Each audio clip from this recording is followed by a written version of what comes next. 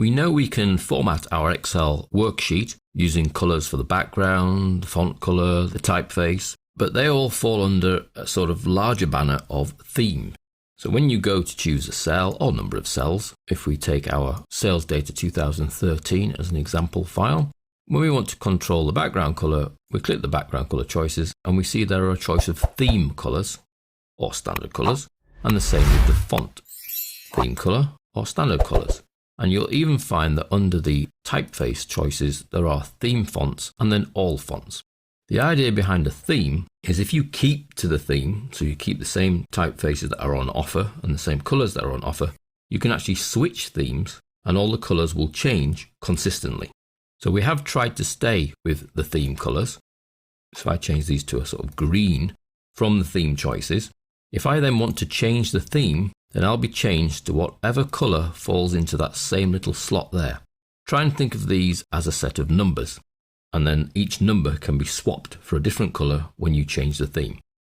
Now the themes that your sheet responds to are actually under the page layout ribbon, and you can see here themes, and in the drop down there are a number of themes to choose from. There is an office theme, facet, integral, ion, and you can see as I move through the themes, colours on my sheet behind are actually changing. And because I've stayed within the current theme's choices, the colours will change to the new colour scheme. So let's go with slice, and you can see that the colours have changed quite dramatically.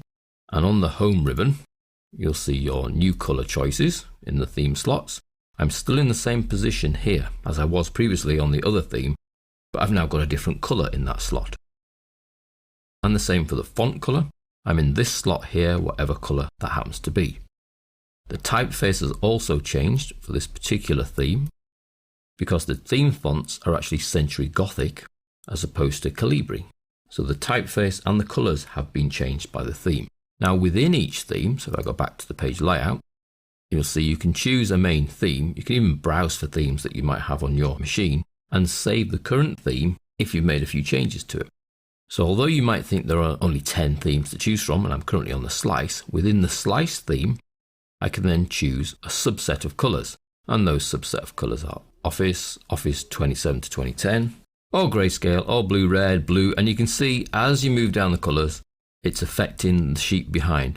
Now this patch of colours here, if I pick yellow and orange for example, and go back to the home, that patch of colours feeds into this top line here, and then you have different tints of that same colour choice.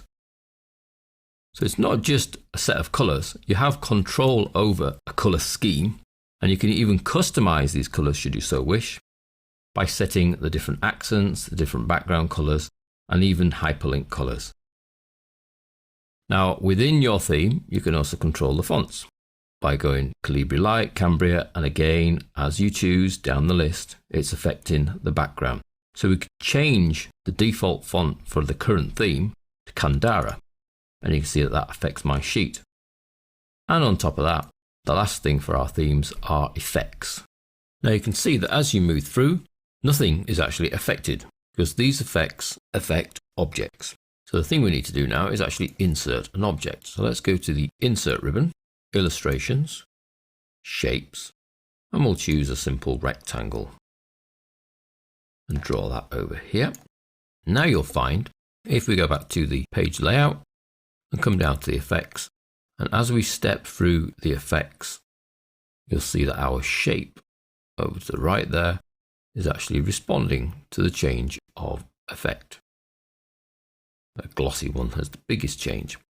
So we go back to Office. That's the default effect for effectively new objects. So if you were then to change the theme,